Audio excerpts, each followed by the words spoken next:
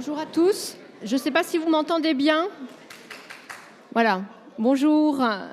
Merci beaucoup d'être tous là pour la session du moment donc, sur les enjeux des ENR et comment les ENR peuvent nous permettre de gagner en souveraineté. Donc, juste un tout petit mot de présentation de cette session qui est organisée par l'Institut pour la recherche de la Caisse des dépôts.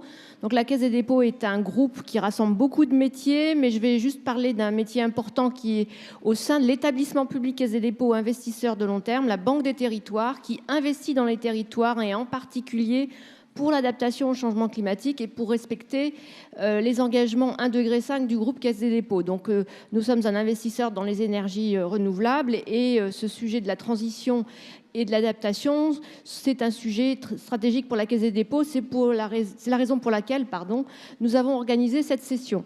Donc l'Institut pour la recherche soutient un certain nombre de partenaires donc, pour développer des nouveaux résultats qui vont nous être très utiles pour l'action. Et nous les invitons dans nos différentes sessions. Donc aujourd'hui, nous avons autour de cette table donc, David Kousquer qui est directeur général et fondateur de Trendéo. Je commence par le bout. Voilà. Ensuite, Andreas Runinger qui est chercheur à l'IDRI, donc qui nous parlera de son domaine de recherche spécialisé qui est le climat. Madame Maria Eugenia Sanin, donc vous êtes professeur associé à Paris-Saclay, mais vous êtes aussi membre de deux chaires que nous connaissons bien, donc la chaire énergie et prospérité et la chaire économie du climat. Et monsieur Jean-Louis Bal, vous êtes président du syndicat des énergies renouvelables. Donc ce que vous allez nous dire va nous intéresser énormément. Donc pourquoi la question sur les ENR? Tout d'abord parce que cette année 2022, comme vous le savez tous, est une année particulière, donc avec une crise énergétique bien sûr déclenchée par la guerre en Ukraine, mais qui est quand même une crise plus profonde, hein, qui est liée à la transition et au changement climatique. Donc cette question de la crise énergétique, il faut la considérer comme structurelle, mais néanmoins 2022 est une sorte de prise de conscience, une révélation des enjeux, l'importance de ces enjeux. Et donc la première question que je voudrais poser à nos intervenants, c'est bien sûr de qualifier cette année 2022 au regard des enjeux d'énergie et de transition énergétique. David, on va peut-être commencer par quelques chiffres pour nous donner une idée de la place des énergies renouvelables dans la production d'énergie. Oui, merci. Donc chez Trendéo, nous avons des bases de données dans lesquelles nous suivons l'investissement et l'emploi en France et l'investissement industriel dans le monde depuis 2016. L'investissement industriel au sens large, donc ça inclut les sujets énergie, comme la logistique, la R&D, etc. Donc là, je vais présenter quelques données issues de nos bases sur les énergies et les énergies renouvelables. Donc les investissements dans la production d'énergie de 2016 à 2022, on a recensé plus de 4 900 projets pour un total de 1 700 milliards de dollars. Et dans ces 1 700 milliards de dollars, vous avez dans les énergies renouvelables 60% des investissements. Donc il y a 1 milliard de dollars qui sont dans les énergies renouvelables, 350 milliards dans le fossile, 12% du total dans le nucléaire et 6% pour des projets mixtes, parce qu'il y a des projets qui sont parfois pas purement dépendants d'une seule énergie.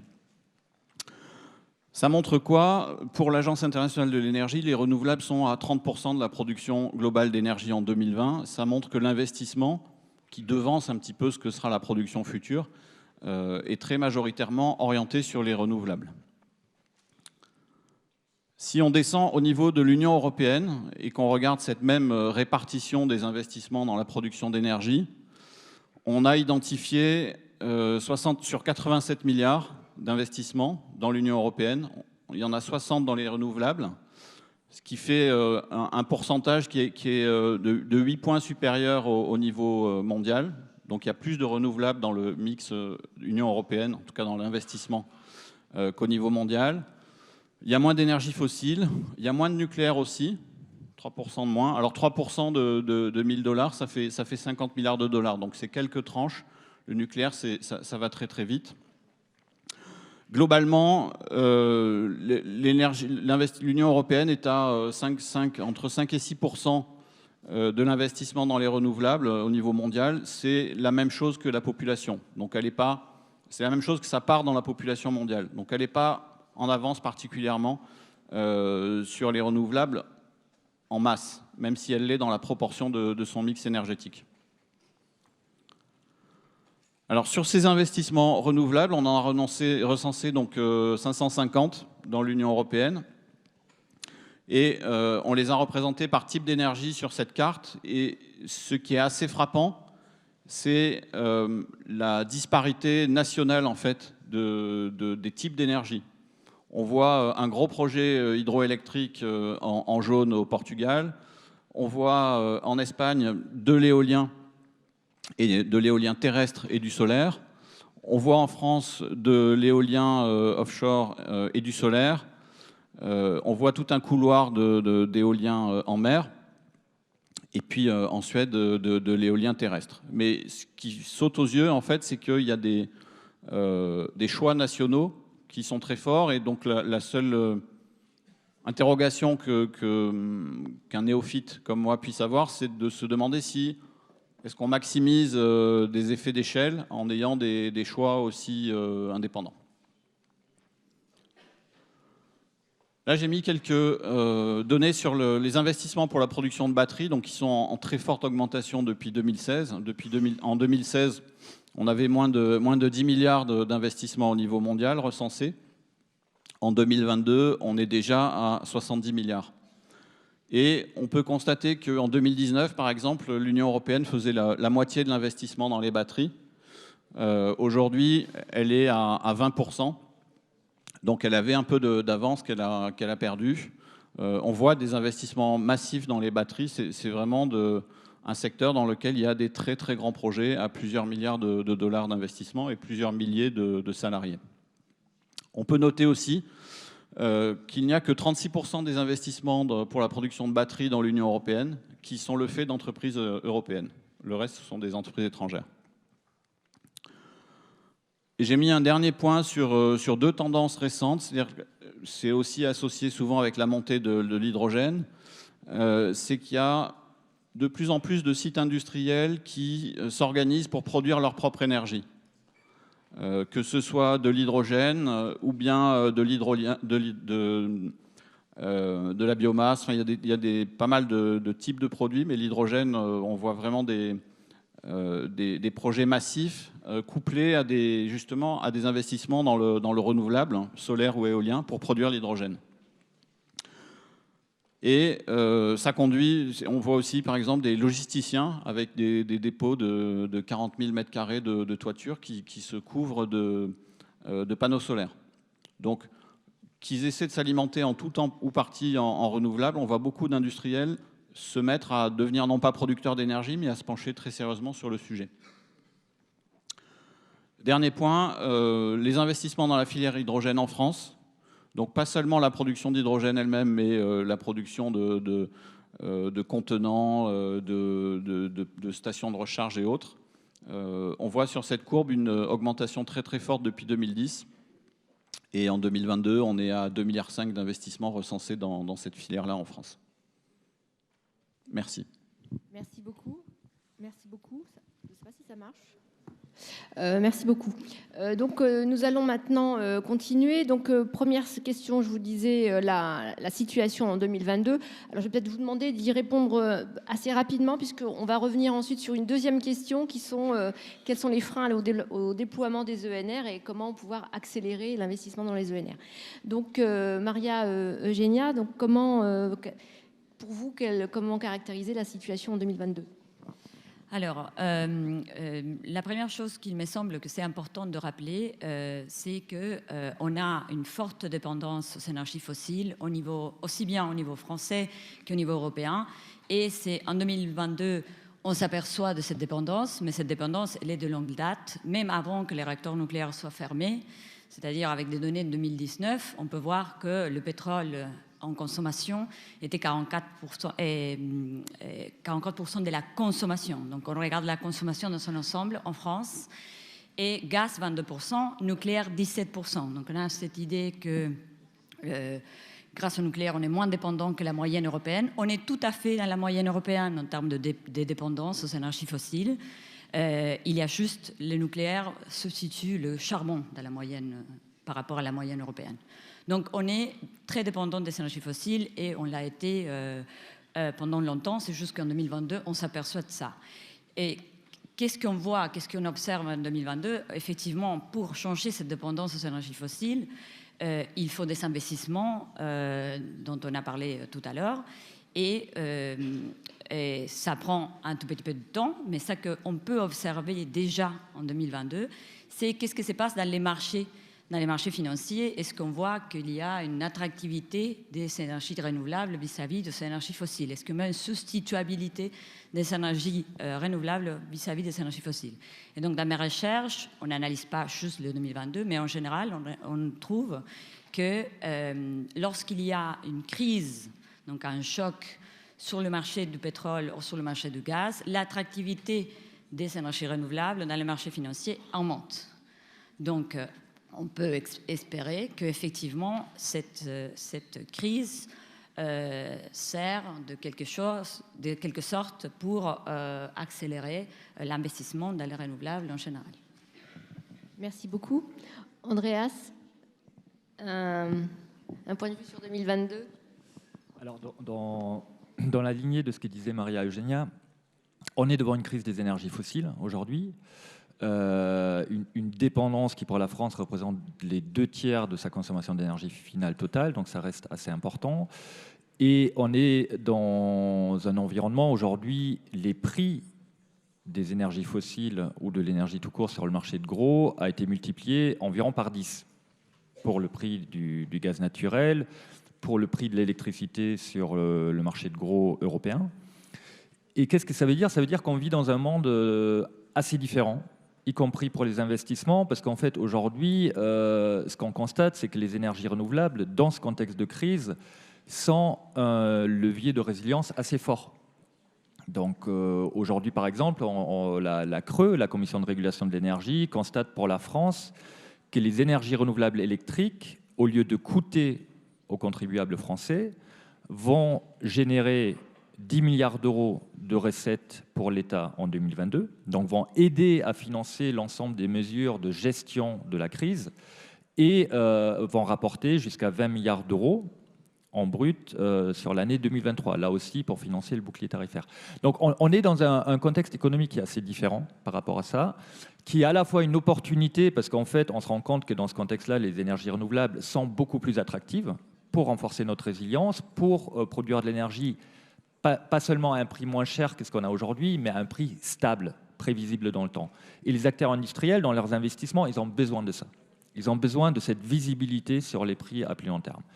Après, dans le contexte français, il ne faut pas oublier qu'on est frappé par une double crise de l'énergie, parce qu'on a donc cette crise liée à la dépendance aux énergies fossiles importées, qui se redouble dans notre contexte d'une crise de disponibilité de la production d'électricité. Vous l'avez vu, la production nucléaire n'a jamais été historiquement aussi basse que cette année, et on a de forts risques de pénurie pour cet hiver, qui font notamment qu'on appelle collectivement à cet effort de sobriété. Et donc, qu'est-ce que ça veut dire? Ça veut dire qu'en fait, il faut qu'on se mette d'accord collectivement sur le fait que face à cette double crise aujourd'hui, il faut qu'on accélère sur l'ensemble des leviers dont on dispose. Ça veut dire quoi? Ça veut dire développer massivement les énergies renouvelables, qui sont en fait les seules sources d'énergie décarbonée qu'on peut développer à un horizon de moyen terme, 5, 10, 15 ans. On peut développer du nouveau nucléaire, et c'est aujourd'hui quelque chose qui a été annoncé, mais le nouveau nucléaire ne sera disponible qu'à partir de 2035. Donc il faut bien qu'on agisse d'ici là. Et évidemment, les autres leviers qui sont l'efficacité et la sobriété énergétique qu'on peut mettre en place à très court terme. Donc voilà, ces contextes de crise, en fait, ils nous obligent quelque part à accélérer, à se lancer massivement dans cette transition en activant l'ensemble des leviers aujourd'hui. Merci beaucoup. C'est important de rappeler effectivement les échéances, puisqu'on est amené, mais le GIEC le rappelait aussi, les délais d'action sont très courts. Il faut pouvoir faire des changements massifs dans les 3-5 ans qui viennent. Monsieur Jean-Louis Bal, que voyez-vous, vous, sur le secteur, puisque vous avez la vision des acteurs des énergies renouvelables? Oui, alors peut-être un mot de présentation du syndicat des énergies renouvelables, donc, qui est l'association professionnelle du secteur. un secteur qui représente aujourd'hui de l'ordre de 25 milliards de chiffre d'affaires, donc pour moitié en investissement annuel et pour moitié en exploitation d'installations existantes. Et je voudrais revenir sur quelque chose qui a été dit dans la table ronde précédente, régulation par l'État ou marché. Et souligner que dans l'énergie et particulièrement dans la production d'électricité, si on avait laissé faire le marché, il n'y aurait pas de centrale nucléaire aujourd'hui.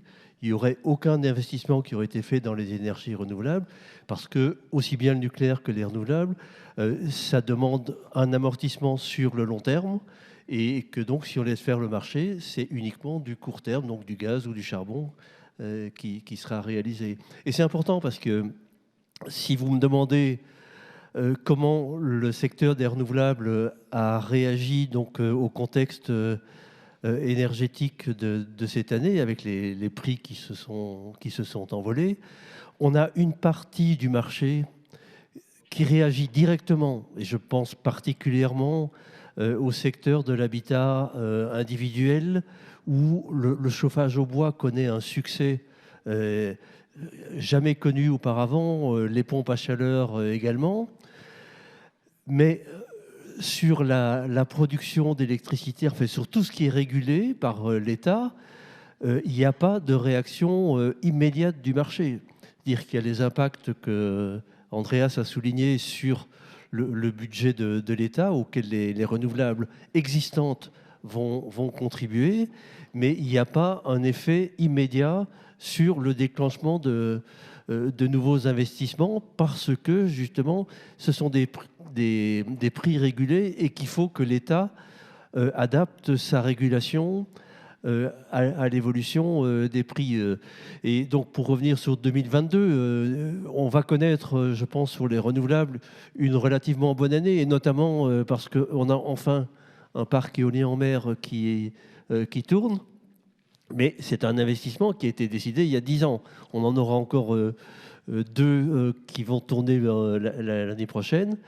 Mais ce sont des décisions de long terme. L'effet du contexte énergétique aujourd'hui, il se fera sentir dans les 2 ans qui viennent, quand l'État aura adapté donc, ces dispositifs de régulation, ou quand, et on y reviendra peut-être tout à l'heure, quand d'autres dispositifs non régulés se seront mis en place, mais qui demandent un peu de temps. Merci beaucoup. Donc venons justement sur ces questions de comment enclencher une accélération dans le déploiement des énergies renouvelables. Donc on en a discuté entre nous quand on a préparé la session, et finalement on a décidé qu'il fallait discuter en même temps les freins et comment dépasser les freins. David, d'ailleurs, je vous poserai peut-être aussi cette question. Pour vous, quels sont les freins aujourd'hui d'un point de vue plus économique? Mais on va peut-être déjà écouter les autres intervenants et je vous laisserai réagir. Donc, Maria Eugenia, pour vous, quels sont les enjeux de la filière des énergies renouvelables?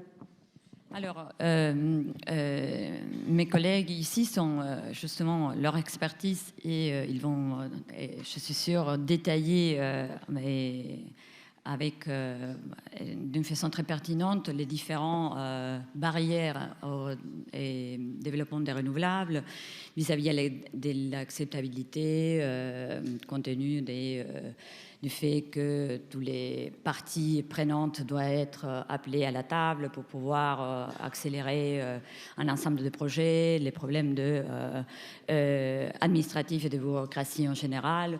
Donc moi, je voudrais plutôt me centrer sur quelque chose que j'ai dit d'ailleurs hier sur BFM. Donc pour moi, on peut résumer et ça qu'on doit faire en la formule des 4 R.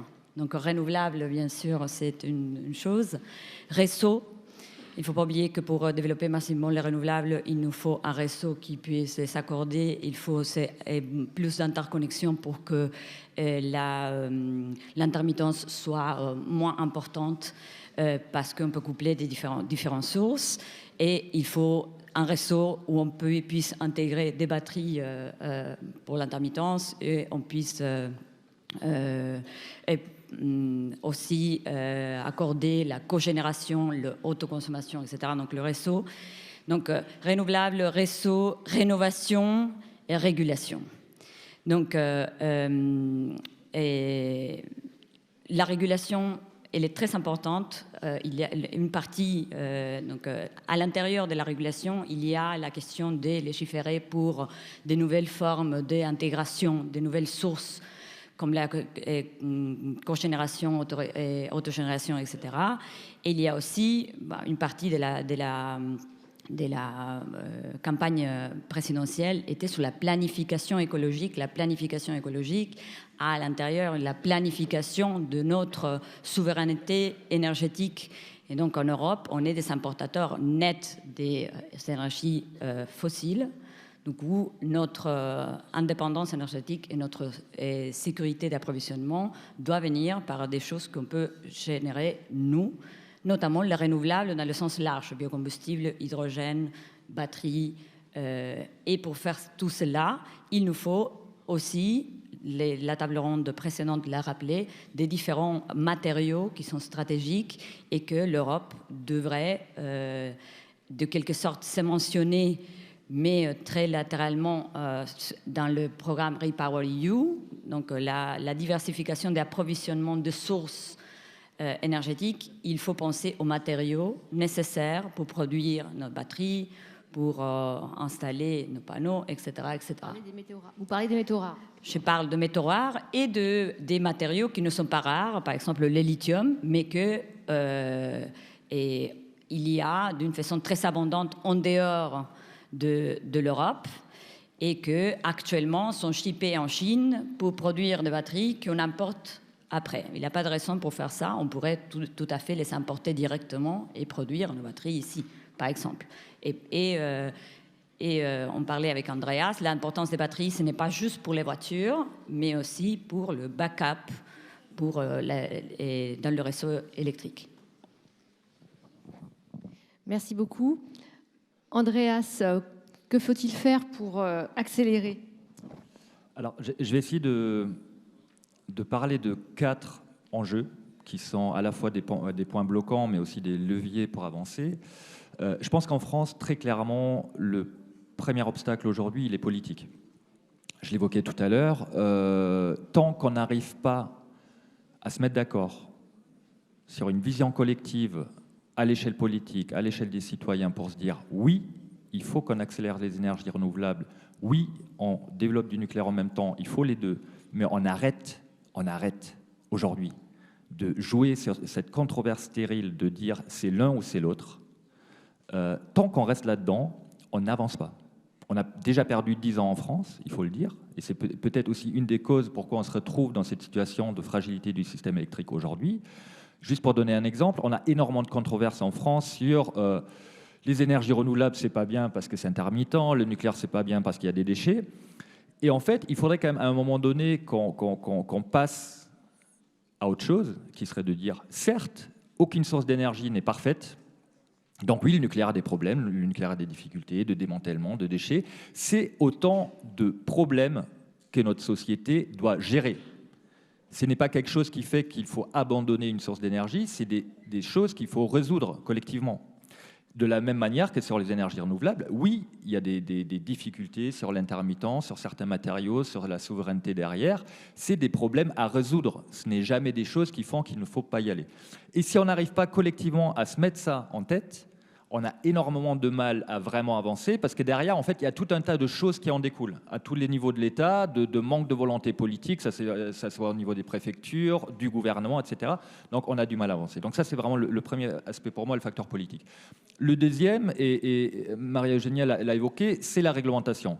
Aujourd'hui, en France, on a un contexte qui est particulièrement compliqué pour les énergies renouvelables, qui, si on prend l'exemple de l'éolien, aujourd'hui est traité sur le plan réglementaire comme une installation chimique particulièrement dangereuse. Elle fait partie des installations classées pour la protection de l'environnement, donc elle est soumise à une réglementation extrêmement compliquée. Ce qui fait qu'en France, aujourd'hui, il faut entre 8 à 10 ans pour mettre en service un parc éolien, là où dans certains pays voisins, il en faut 2 à 3. Donc on a un enjeu de simplification administrative qui évidemment ne doit pas se faire au nom d'une régression du droit de l'environnement, c'est-à-dire que ce n'est pas pour autant qu'il faut baisser nos exigences sur le plan écologique, la biodiversité, etc. Mais il y a des manières intelligentes de le faire, et notamment si on s'inspire des pays voisins, on voit que ça peut être fait. Troisième aspect, pour accélérer, il ne faut pas juste simplifier, c'est-à-dire il ne faut pas juste faire tous les projets, il faut faire les bons projets. Faire les bons projets aujourd'hui, ça veut dire quoi? Ça veut dire miser sur l'intégration territoriale. C'est quelque chose qu'on a complètement oublié en France en étant un peu trop enfermé dans notre système jacobin. L'État décide, on fait, les citoyens sont essentiellement des consommateurs. Et aujourd'hui, on se rend compte que pour rendre ce projet non seulement acceptable sur le plan local, mais également désirable, il faut qu'il soit approprié par les acteurs locaux. C'est-à-dire qu'il faut faire en sorte que les citoyens riverains des projets, que les collectivités locales investissent directement dans ce projet, financièrement parlant, mais également soient au tour de table de la gouvernance, c'est-à-dire qu'ils décident quels sont les projets qu'on met en œuvre à côté de chez eux, quelle filière, quelle taille de projet, où est-ce qu'on le met, etc. Et ça marche. On a aujourd'hui pas mal d'exemples en France où ça se fait pour des projets éoliens, pour des projets solaires. On a au total 280 projets qu'on appelle projets d'énergie renouvelable à gouvernance locale, qui sont donc maîtrisés par les acteurs locaux. En Allemagne, aujourd'hui, c'est la moitié des projets d'énergie renouvelable électrique qui sont en possession des citoyens, des collectivités locales et des agriculteurs. La moitié. C'est des centaines de milliards d'euros d'investissement. C'est-à-dire c'est aussi des retombées économiques qui reviennent directement au territoire. On a fait des études en France qui montrent que pour un même projet d'énergie renouvelable sur un territoire, s'il est détenu entièrement par les acteurs locaux, il peut générer jusqu'à 2 voire 3 fois plus de retombées économiques pour le territoire sur sa durée de vie qu'un projet qui est détenu par un acteur extérieur.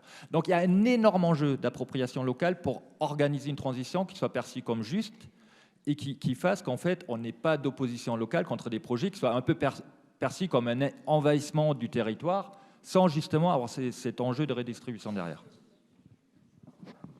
Merci beaucoup. Alors, Monsieur Ball, vous parlez avec les entreprises tous les jours. Donc, elles, qu'est-ce qu'elles réclament pour pouvoir avancer plus vite?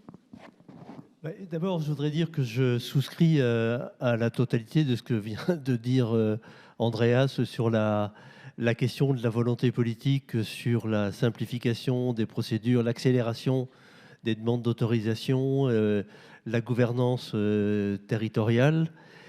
Et je voudrais revenir sur cette question de volonté politique parce que c'est quand même, à ma connaissance, enfin à mon sens, l'essentiel de l'explication de nos retards sur le développement des énergies renouvelables.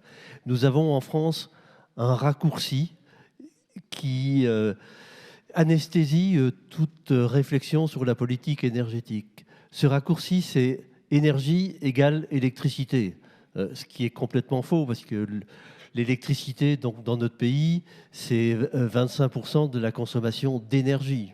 Donc, énergie égale électricité, électricité égale nucléaire, et nucléaire égale énergie abondante et bon marché et décarbonée. Tout ça est vraiment à ranger au rayon des accessoires. Le nucléaire, il faut être clair, moi je ne pense pas que sortir du nucléaire soit une option. On a besoin du nucléaire devant l'urgence climatique, mais le nucléaire ne peut pas tout. Et c'est un message que le président de la République commence à faire passer, mais c'est quelque chose qui n'a pas du tout été clair ces dernières années et qui explique pourquoi les services de l'État mettent parfois tellement de temps à instruire les demandes d'autorisation. Et donc, il faut vraiment que cette volonté politique de dire pour aller vers la neutralité carbone, comme le montrent les scénarios développés par le réseau de transport d'électricité, donc pour aller vers la neutralité carbone en 2050, on a besoin absolument à la fois de la sobriété énergétique, de l'utilisation rationnelle de l'énergie, des renouvelables et du nucléaire. Mais c'est vraiment les 3 jambes sur lesquelles il faut marcher et on ne peut pas en négliger aucune. Donc il y a vraiment besoin de ce message politique de façon très ferme. Et ensuite, ça doit se traduire sur le terrain par une méthode de gestion de projet de la part de l'État. Que chaque service instructeur dans chaque département ait des objectifs, qu'il ait à rendre compte des autorisations enfin les demandes d'autorisation qu'il reçoit, en combien de temps il les instruit, combien il en accepte, combien il en refuse et pour quelles raisons, et que ces services de l'État rendent compte devant le Parlement, qu'on ait vraiment une responsabilisation des services de l'État. Donc pour moi, la volonté politique, c'est comme ça qu'elle doit se traduire. Et à partir du moment où les services de l'État auront à rendre compte de l'état d'avancement année par année des différents indicateurs, je pense qu'ils seront beaucoup plus responsables. Mais ça implique aussi que ces services de l'État soient suffisamment dotés en ressources humaines, ce qui n'est pas le cas aujourd'hui. Pour vous donner un exemple, dans l'éolien, qui est, comme l'a souligné Andreas, le domaine où l'instruction des demandes d'autorisation est la plus lourde, on a actuellement pour 4000 mégawatts de projets qui sont en cours d'instruction en préfecture et pour lesquels les autorisations ne sortent pas ni négativement ni positivement. Donc il y a vraiment un problème de ressources humaines. Merci beaucoup. David, peut-être sur l'équation économique, peut-être quelques mots? Juste un exemple peut-être parce que je suis assez d'accord avec tout ce qui a été dit précédemment, un exemple pour illustrer le besoin de constance des politiques publiques. En 2009, quand on a commencé à suivre l'emploi et l'investissement en France, les usines fermaient dans tous les sens, l'industrie perdait des emplois à tour de bras, et il y avait un secteur qui était à contre-courant complet, c'était le solaire. Il y avait des investissements dans le solaire dans tous les sens. En 2011, il y a eu une baisse du tarif de rachat, et tous ces projets ont été arrêtés, fermés. Le secteur du solaire a complètement explosé. Parce qu'on s'était rendu compte que c'était beaucoup les bénéfices de ce tarif de rachat qui était élevé au départ étaient absorbés par des producteurs chinois dont on importait les panneaux en masse. Et ça illustre bien la difficulté d'une réflexion à 2 ans. C'est-à-dire que si en 2009, vous décidez on va à fond sur le solaire et en 2011, vous arrêtez tout, ça veut dire que vous ne permettez pas à des acteurs locaux d'émerger. Ça veut dire que vous avez perdu un peu de savoir-faire pour essayer de voir comment on peut orienter des marchés publics en privilégiant les savoir-faire locaux. Donc il y a vraiment besoin, et comme le soulignait Jean-Louis Bal, de politiques qui soient pensées comme des politiques de transition, c'est-à-dire à 15-20 ans et pas à 2 ans. Merci beaucoup. Alors j'ai une question.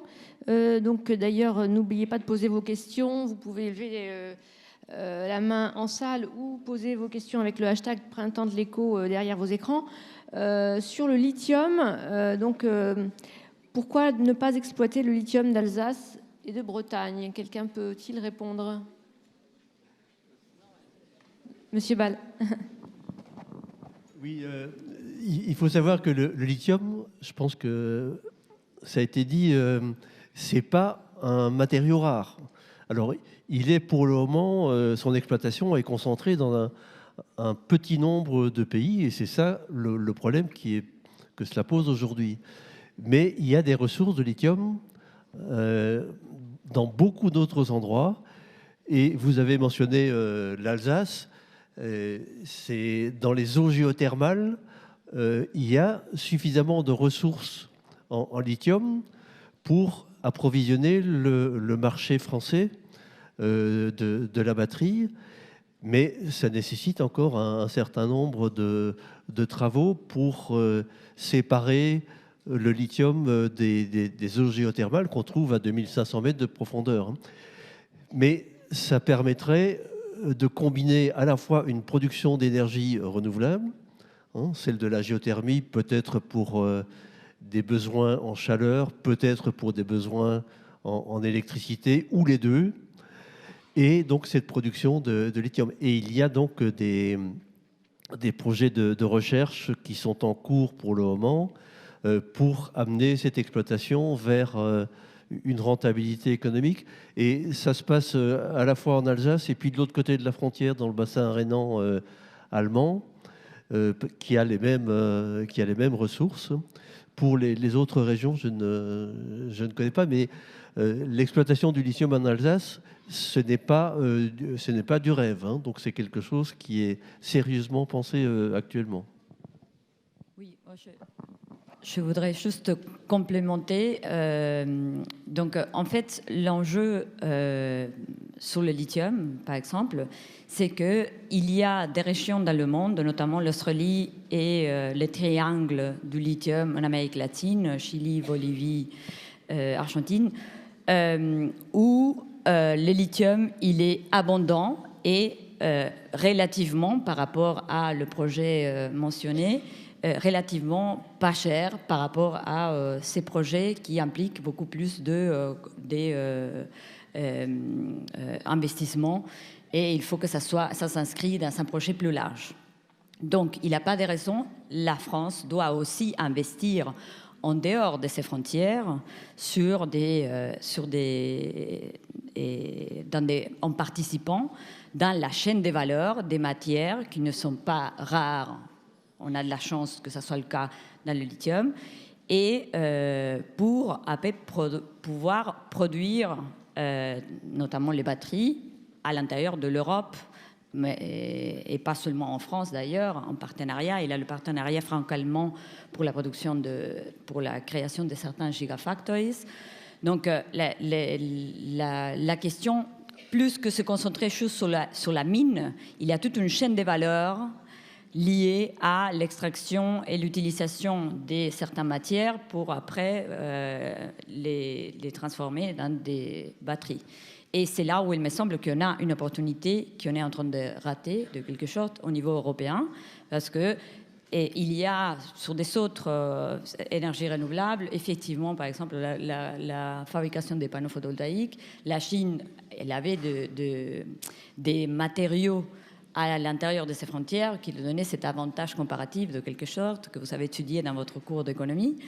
Mais dans le cas du lithium, ce n'est pas pour ça. La plupart du lithium, il est produit, comme je disais, en 6 sites dans le monde entier, et après shippé en Chine pour que 70% de nos batteries soient produites. Donc ça, la France doit aussi, dans cette recherche de diversification de sources énergétiques et de partenariat commercial, et doit aussi faire des investissements dans des chaînes de valeur des différents matériaux nécessaires pour cette transition énergétique. Oui, je voulais ajouter qu'on dit beaucoup que les énergies renouvelables ont besoin de terres rares pour fonctionner.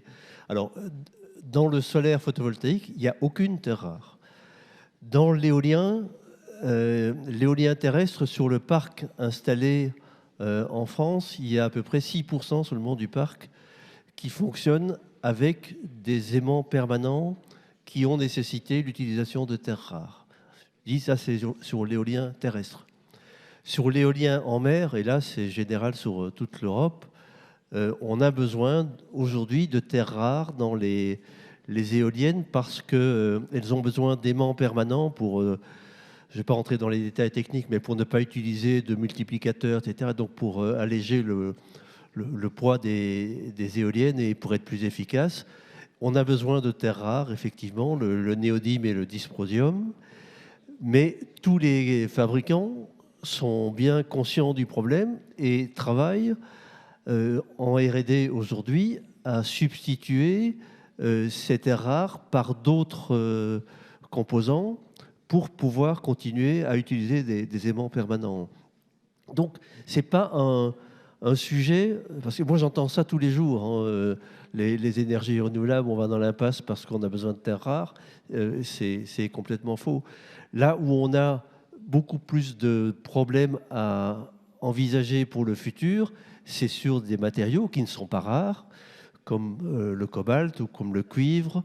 Et là, on a aussi, comme l'expliquait Maria, à regarder comment sécuriser les approvisionnements dont on aura besoin pour alimenter notre industrie, et puis aussi à développer de l'économie circulaire, hein, parce que les énergies renouvelables devront être considérées plutôt comme des technologies qui séquestrent des matériaux. En fin de vie, on pourra donc réutiliser la plupart des matériaux et des composants. Donc, pour vous donner un exemple, dans le photovoltaïque, on a une obligation donc de recycler les matériels en fin de vie, et on arrive aujourd'hui à récupérer le silicium qui est très pur pour faire du photovoltaïque. On arrive à le récupérer et à refaire des nouveaux modules photovoltaïques. Et donc, on recycle aujourd'hui les matériaux à hauteur de 97-98% dans le photovoltaïque, à plus de 90% dans l'éolien. Et on vient de mettre, certains fabricants viennent de mettre sur le marché des pales d'éoliennes qui sont entièrement recyclables. Aujourd'hui, c'était un peu le point faible de l'éolien. On n'arrivait pas à les recycler. On les valorisait en les brûlant dans les cimenteries. Maintenant, on va pouvoir recycler complètement les pales d'éoliennes en fin de vie. Merci beaucoup. En tout cas, effectivement, à la fois réfléchir à des filières pour pouvoir maîtriser la chaîne de valeur et le recyclage. On avait évoqué en préparant cette session également un sujet qui était, alors ça a été légèrement abordé sur la question de l'appropriation par les individus, les citoyens des projets d'énergie renouvelable, mais c'était aussi quelle est la place du citoyen dans l'investissement dans les renouvelables, que ce soit sur l'autoconsommation, sur les types d'investissements qu'on peut faire. Est-ce qu'il y a là un gisement ? Alors, je l'évoquais tout à l'heure, en fait, on a en principe un énorme gisement, un énorme potentiel pour organiser l'appropriation locale de cette transition et du développement des énergies renouvelables. Je donnais l'exemple de l'Allemagne qui aujourd'hui a 50% des capacités dans la main des acteurs locaux. Les Pays-Bas qui se sont également fixés un objectif de 50% des nouveaux projets d'énergie renouvelable en possession d'acteurs locaux d'ici 2030. Les Danois, qui étaient déjà historiquement très très forts dans le développement de coopératives locales d'éoliennes. D'ailleurs, le premier grand projet d'éoliennes offshore au Danemark est détenu par une coopérative, est détenu par la ville et une coopérative. On parle quand même d'un investissement de 45 millions d'euros. Donc on n'est pas juste sur cette idée que les citoyens, leur projet, c'est 3 kW de photovoltaïque sur le toit, c'est le petit projet en autoconsommation. Il faut arrêter de penser comme ça. Il faut qu'on arrive vraiment à changer un peu de paradigme là-dessus, à voir comment est-ce qu'on implique l'ensemble des acteurs, y compris dans des grands projets industriels. Juste pour donner un chiffre sur l'appétence des Français pour ces types de projets, l'ADEME, donc l'agence publique, l'agence de la transition écologique, avait fait un sondage il y a quelques années qui montrait que 57% des Français étaient volontaires, étaient prêts à investir dans des projets d'énergie renouvelable sur leur territoire, mais que seulement 7% avaient connaissance de tels projets dans lesquels ils pouvaient investir. Ce qui montre d'une part qu'on n'a pas assez de projets, que peut-être la communication n'est pas bonne et qu'une grande majorité des projets, malheureusement aujourd'hui, s'est fait encore sans suffisamment prendre en compte ces potentiels d'appropriation locale, sans forcément proposer des participations aux acteurs locaux. Alors il y a différents mécanismes publics qui permettent d'inciter les développeurs aujourd'hui à ouvrir au moins une part de capital aux riverains, mais ce n'est pas encore suffisant. Autre point qu'il faut bien prendre en considération, c'est le potentiel de l'épargne des ménages. L'épargne des ménages a fortement augmenté pendant le Covid. Et juste pour donner un chiffre, les livrets réglementés, donc, qui sont défiscalisés aujourd'hui, notamment livret A, livret développement durable, totalisent un encours de plus de 700 milliards d'euros. 700 milliards d'euros qui sont parqués et sur lesquels les épargnants perdent de l'argent. Donc jusqu'à il y a peu, le taux d'intérêt des livrets réglementés était à 0,5%. C'est-à-dire que même avant qu'on ait une crise de l'inflation, était plus bas que l'inflation. Aujourd'hui, ces livrets-là, les épargnants perdent massivement de l'argent avec ces livrets. Donc il y a un vrai enjeu d'arriver à leur proposer des investissements qui font sens pour le territoire, pour l'économie nationale, pour leur portefeuille et pour la transition écologique en France. Et là, on a un vrai sujet en France parce qu'en fait, on manque totalement d'innovation bancaire, et je m'adresse aussi à la Caisse des dépôts par rapport à ça. Non, mais c'est une réflexion sur laquelle on a pris énormément de retard, notamment dans les banques de détail en France, pour proposer aux clients des supports d'investissement qui justement permettent de combiner cette dimension locale et dimension de long terme, transition écologique. Il y a très très peu de choses qui se font. Donc on a un gros potentiel, on a un réservoir d'épargne qui est énorme, qui permet largement de combler le besoin de financement additionnel en termes de transition climatique en France. Encore faut-il d'une part qu'on ait la réglementation et la volonté politique pour déclencher les projets, parce que ce n'est évidemment pas les épargnants qui vont déclencher l'ensemble des projets. Il faut la volonté politique, la réglementation pour que ça se fasse, et derrière qu'on arrive à trouver les bons canaux pour que les gens veuillent investir dans ces projets-là. Merci beaucoup. Juste pour rappel, la Caisse des dépôts est un investisseur, donc on apporte des financements en investissement sur des projets d'énergie renouvelable, et par ailleurs est un prêteur. Et alors c'est plus sur la rénovation, sur tous les sujets donc d'efficacité énergétique. Mais bon, alors, on n'est pas une banque de détails, hein, c'est particulier. On continue sur ce sujet de l'implication des citoyens. Maria Eugénia.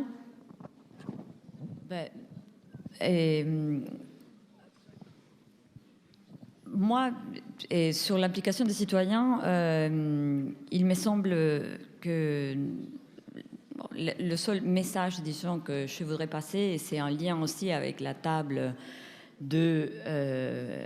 ronde précédente, que j'ai eu le privilège d'écouter. En ces moments, on nous appelle à la sobriété. On parle de l'importance de la rénovation. On parle voilà, changer notre mode de consommation énergétique, etc. Et la même chose vis-à-vis de l'attitude vers les renouvelables. Pour moi, je m'inscris dans l'esprit de ça qui a été dit. C'est très important qu'on ait une politique publique claire.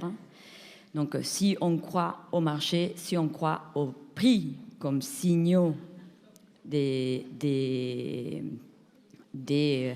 l'abondance ou pas de l'énergie, il faut qu'on compte avec une politique de développement des renouvelables couplée avec une régulation très claire pour si je vais implémenter si je vais rénover, si je vais implémenter des panneaux photovoltaïques dans mon secteur industriel, dans ma maison, dans ma copropriété, il nous faut des politiques très claires, poussées avec des signaux, et notamment des signaux prix clairs, ce on n'a pas actuellement. On est dans l'exhortation, on nous exhorte à consommer mieux, mais on ne nous apprend pas à comment consommer mieux.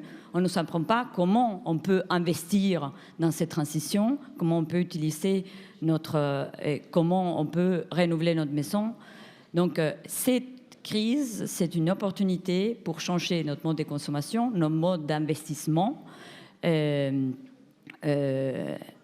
Et donc, ça peut pas, on peut pas, les citoyens ne peuvent pas être livrés à lui-même parce qu'il n'est pas expert en économie ni expert en énergie. Donc, c'est pour ça qu'on a des marchés qui nous montrent quelle est la chaleur dans les marchés, quel est le besoin, et il faut une politique qui nous accompagne. Et cette politique doit être guidée par des prix. Si le prix de l'électricité est très cher, on va consommer moins. Et donc, la politique doit être là pour guider nos choix et aussi, bien évidemment, pour protéger les populations, les métiers les plus vulnérables qui vont être frappés par ces signaux prix. Merci beaucoup. Alors, Monsieur Ball, puis ensuite encore Andreas. Et je poserai peut-être la question à David de voir s'il y a dans les chiffres, est-ce qu'on voit des choses sur l'économie circulaire. Voilà. Donc, Monsieur Ball, Andreas et David. Oui, alors je voudrais dire que le contexte énergétique actuel avec des prix très élevés et qui vont rester très élevés encore pendant des années, hein, que ce soit le gaz ou l'électricité, ça va nous amener à des nouveaux modes de commercialisation des énergies renouvelables. Aujourd'hui, je l'ai dit tout à l'heure, on est dans un secteur qui est régulé par l'État, hein, c'est-à-dire que l'État soit décide de tarifs d'achat par EDF ou lance des appels d'offres pour lesquels les producteurs demandent un prix garanti, ensuite vendent sur le marché, et l'État compense entre le prix de vente sur le marché et le prix garanti. Et ce qui se passe actuellement, c'est que la vente sur le marché rapporte beaucoup plus que le prix garanti et que donc le producteur ristourne à l'État les fameux 30 milliards sur les 2 années. Mais avec les prix de l'énergie actuels, on voit se développer, mais ça prendra encore un peu de temps pour que ce soit effectif, de l'autoconsommation, soit individuelle dans l'habitat, mais également dans le secteur tertiaire, dans l'industrie, où donc là, l'investisseur produit pour lui-même. Et c'est quelque chose qui devient très rentable avec les prix de l'électricité tels qu'ils sont actuellement pour les entreprises et tels qu'ils vont devenir pour les particuliers. Rappelez-vous que le bouclier tarifaire, l'année prochaine, il permettra donc l'augmentation des prix à hauteur de 15%. Et il est fort probable que ça ne va pas durer. Et donc là, c'est autoconsommation ou alors les contrats de gré à gré entre producteurs d'énergie renouvelable et grands consommateurs, ce qu'on appelle les PPA, donc les Power Purchase Agreement. Actuellement, ça existe très peu en France, pour une raison très simple, c'est que le producteur d'énergie renouvelable veut avoir des garanties sur le fait que dans les 20 ans à venir, son client ne va pas disparaître. Alors, les PPA qui existent aujourd'hui, c'est la SNCF, c'est Aéroports de Paris, et donc des entreprises qui effectivement ne vont pas disparaître. Dans le prochain projet de loi de finances, il devrait y avoir donc la mise en place d'un fonds de garantie qui permettra justement aux producteurs d'être, moyennant cotisation, d'être garantis sur la pérennité du contrat qu'il va passer. Et donc si son client disparaît, il sera indemnisé le temps qu'il trouve un autre client. L'autoconsommation, c'est un autre concept, mais qui va aussi apprendre aux consommateurs à mieux consommer pour maximiser son taux d'autoconsommation. Merci beaucoup. Andreas ? Très rapidement, juste un point qui me paraît important par rapport à ce que disait Maria sur le besoin de politique claire et les injonctions contradictoires aujourd'hui que pose la politique. Jean-Louis Ball venait d'évoquer le bouclier tarifaire. Le bouclier tarifaire, c'est 30 milliards d'euros d'argent public en 2022, c'est 45 milliards d'euros en brut de dépenses publiques en 2023. Ça veut dire 1 500 euros de subventions aux énergies en grande partie fossiles par ménage français en 2023. Pour une grande partie d'ailleurs des subventions qui vont aller aux plus riches, qui consomment proportionnellement plus d'énergie. Donc on a quand même un petit problème de justice sociale derrière ce mécanisme-là.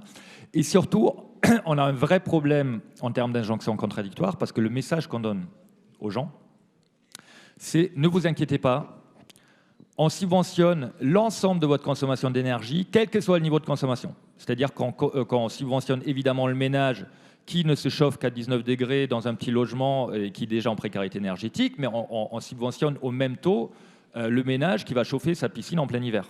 Pour caricaturer, mais c'est exactement ce qui se passe. Donc déjà, gros souci, parce qu'en fait, on ne pose plus, et ça a été dit dans la table ronde précédente, on n'a plus de signal prix qui, en fait, incite aux économies d'énergie à la marge.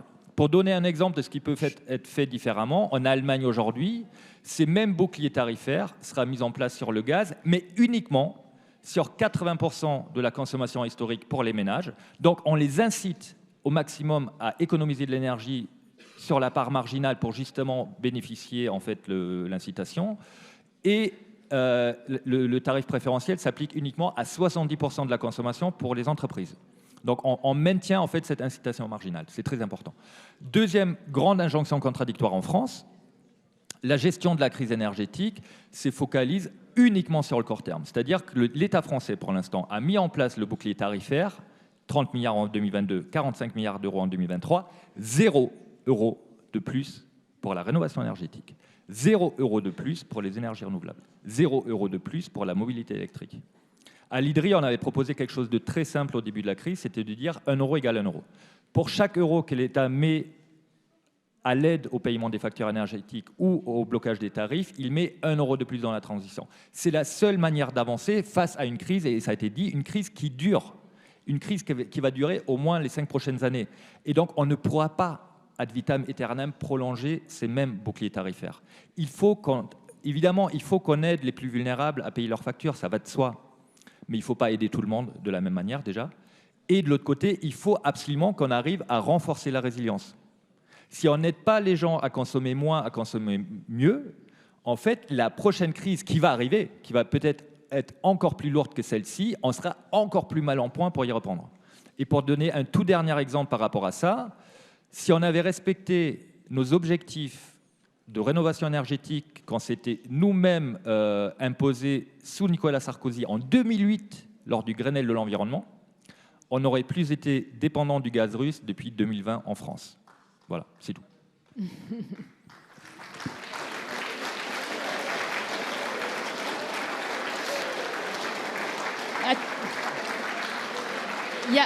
Pardon.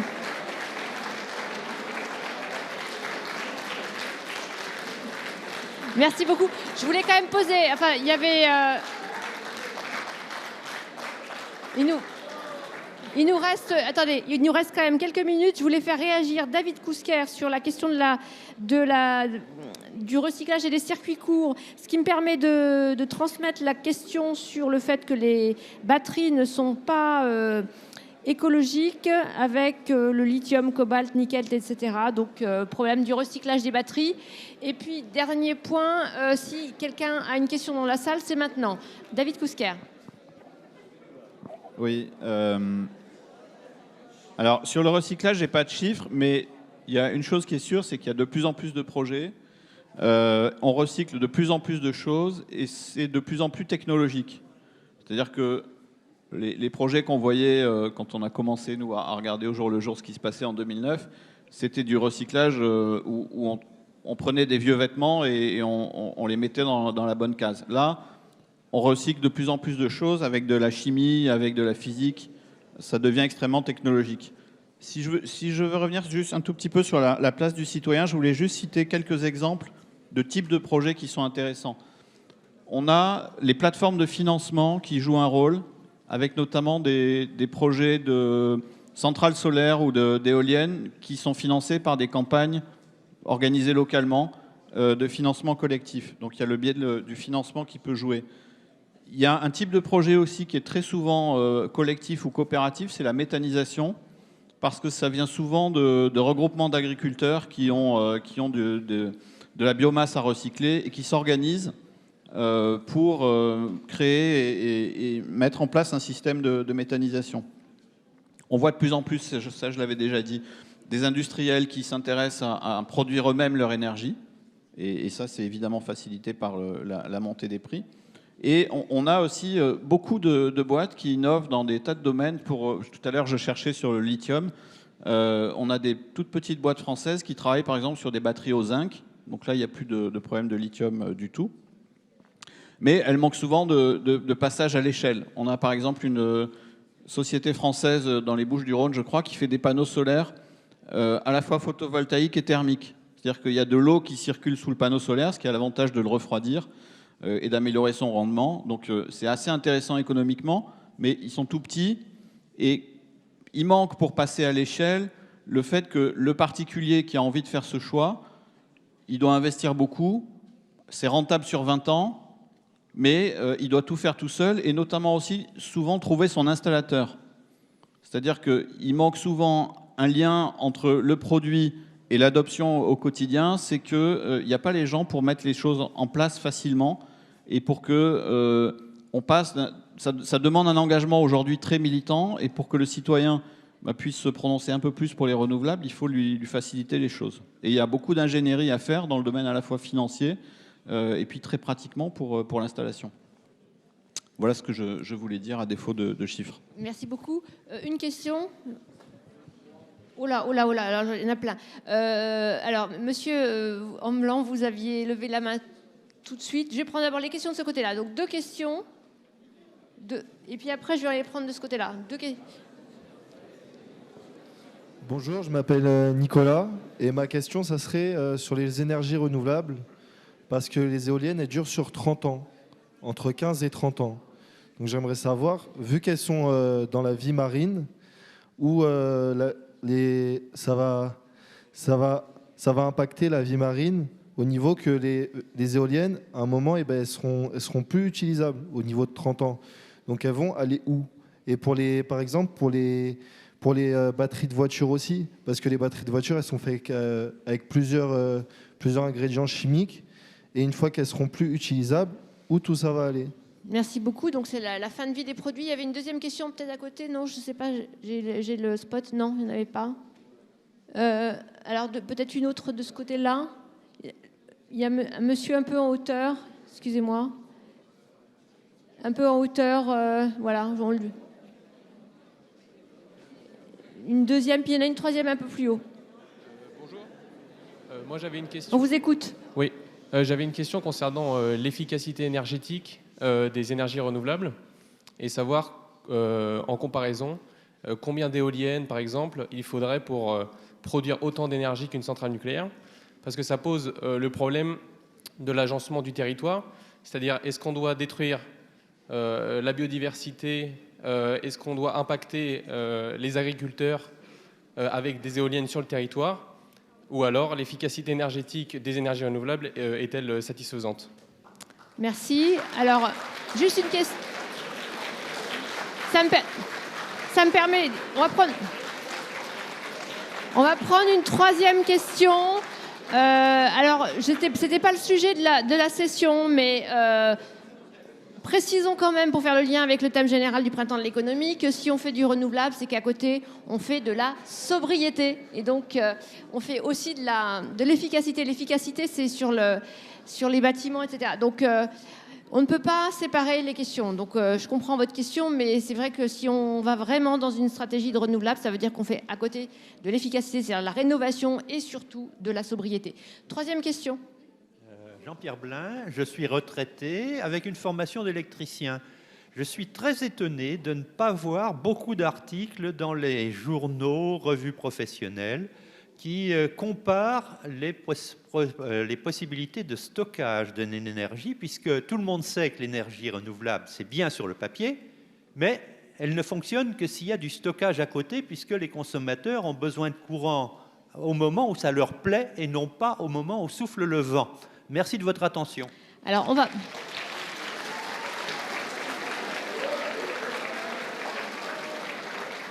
On répond, donc il y avait la fin de vie des produits, la question des implantations, des énergies renouvelables, et puis la troisième question sur le stockage.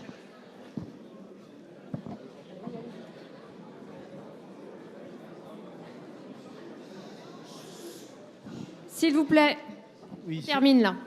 Sur la question de l'éolien marin et son impact donc sur le milieu marin, évidemment en France on a très peu de retours d'expérience puisque les premières éoliennes viennent d'être installées cette année-ci donc à Saint-Nazaire. Par contre, il y a près de 6000 éoliennes qui sont installées en Europe en offshore. Et on a quand même beaucoup de retours d'expérience sur l'impact sur la faune et la flore. Et de façon assez générale, on constate qu'il y a un impact assez fort sur particulièrement les mammifères marins pendant la durée des travaux, c'est-à-dire que ils désertent évidemment avec le bruit que ça... qui est occasionné donc par l'installation des éoliennes, mais ensuite ils reviennent.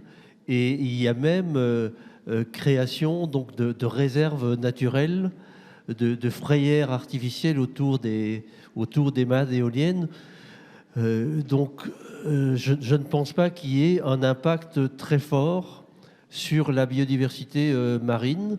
Maintenant, ça dépend aussi des régions où on implante ces éoliennes. Si on les met sur des trajectoires migratoires, on peut avoir plus d'impact que... On essaye de boucler rapidement pour qu'on puisse pas trop prendre sur le temps de parole. Et par ailleurs, pour la fin de vie, il y a une obligation réglementaire pour les exploitants de démanteler leur installation, y compris les fondations donc en béton ou en acier qui supportent les éoliennes.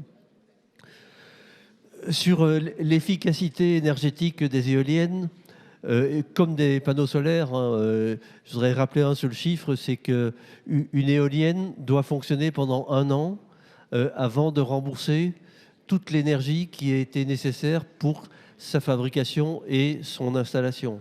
Et par ailleurs, comme je l'ai rappelé en début de séance, on ne cherche pas à remplacer les centrales nucléaires par des éoliennes.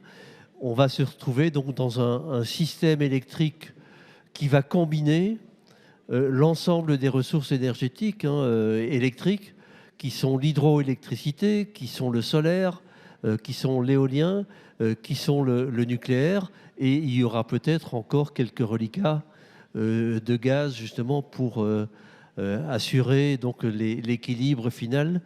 Mais le stockage, d'abord, il existe déjà beaucoup sur notre système électrique, le stockage avec le stockage dans les barrages. C'est le principal mode de stockage d'électricité aujourd'hui. Il y aura certainement un développement de ces capacités de stockage. On va également avoir un développement de batteries, mais qui n'apporteront pas le même niveau de stockage sur les durées de stockage que sur les barrages hydrauliques. Et puis, après, à beaucoup plus long terme, il y aura l'hydrogène et les différents gaz renouvelables qui nous permettront d'assurer l'équilibre du système électrique. Merci. Juste 2 mots peut-être, et puis on termine, mais vraiment en deux mots. Oui. Andreas et Maria. Juste sur les 2 questions qui ont été posées là, qui pour moi sont assez illustratives de ce que je disais sur la controverse extrêmement forte et clivante en France entre nucléaire et renouvelable. Personne autour de la table disait qu'il fallait faire moins de nucléaire. Il y a juste des faits aujourd'hui qui sont posés par la filière nucléaire elle-même. On ne pourra pas installer, développer de nouvelles centrales avant 2035, même dans le meilleur des cas. Il faut faire des choses entre-temps, et on va se retrouver pendant 5 ans au moins, voire 10, avec, notamment en raison de l'effet de falaise, donc le fait qu'on ait construit 40 gigawatts nucléaires en 10 ans. Aujourd'hui, ces 40 gigawatts atteignent les 40 ans de durée de vie et les visites décennales qui vont avec, qui en fait immobilisent un réacteur pendant 6 à 9 mois. Ce qui fait, en fait, là, pendant les 5 ans à venir, on va en permanence avoir 1/3 du parc nucléaire qui est à l'arrêt. Juste pour des questions de gestion, en fait. Ce n'est pas des questions de corrosion ou autre. Et donc, il faut composer avec. Et en même temps, on aura, en raison de l'électrification, une demande d'électricité qui augmente. Je le disais tout à l'heure, les énergies renouvelables ne sont pas parfaites, le nucléaire non plus, il faut le dire. Il faut qu'on arrête d'être dans des visions trop simplistes. J'en veux beaucoup à mon collègue Jean-Marc Jancovici, qui est un peu trop dans la caricature souvent, et qui, si lui aussi aujourd'hui disait « il faut qu'on accélère absolument sur tous les leviers », nucléaire, énergie renouvelable, efficacité, sobriété, ça nous rendrait un grand service. Votre question, messieurs, si on ne parle pas du stockage, on parle en permanence, non pas du stockage, parce qu'en fait, là aussi, c'est une simplification de dire il faut du stockage. Ce qu'il nous faut, c'est de la flexibilité. La flexibilité, c'est la capacité en tout moment à équilibrer l'offre et la demande. Et ça vaut pour le nucléaire aussi. En France, on a toujours eu une demande d'électricité qui varie entre 50 gigawatts en puissance l'été et 100 gigawatts en hiver. C'est-à-dire que le nucléaire, même en ayant une production en base constante, ne peut pas y répondre tout seul. Il faut de l'hydroélectricité, il faut du thermique à flamme flexible. Le maître mot aujourd'hui, c'est la flexibilité. Regardez le chapitre sécurité d'approvisionnement des scénarios RTE, il est extrêmement riche là-dessus. Il montre comment, d'une part, les interconnexions européennes vont être clés là-dedans, pour justement valoriser le foisonnement côté offre et la demande. L'électricité a quand même cet avantage de circuler à 200 000 km/h par seconde, donc il faut en profiter. Derrière, on a énormément de leviers de flexibilité différents, que ce soit côté gestion de la demande ou de l'offre. Et le stockage, il en est un parmi d'autres là-dedans. Et c'est très important de comprendre ça. Juste pour donner un exemple sur cette confusion qui est faite en permanence de dire pour 1 kWh d'éolien, il faut 1 kWh de gaz. Si vous regardez les scénarios RTE, Ce qu'il montre, c'est qu'en fait, il faut maintenir un parc de puissance thermique de centrales à gaz, qui, oui, il faut de la capacité pour répondre à certains moments en backup, mais en volume, l'électricité qui serait produite à partir de gaz ou de biogaz serait, même dans les scénarios à 90% renouvelable, on aurait besoin d'à peu près 12 TWh de production d'électricité à partir de gaz. Alors, on en a 30 aujourd'hui. Donc, il faut juste comprendre tout ça. Merci beaucoup. Et désolé, on est obligé de terminer. Merci à tous et merci aux intervenants.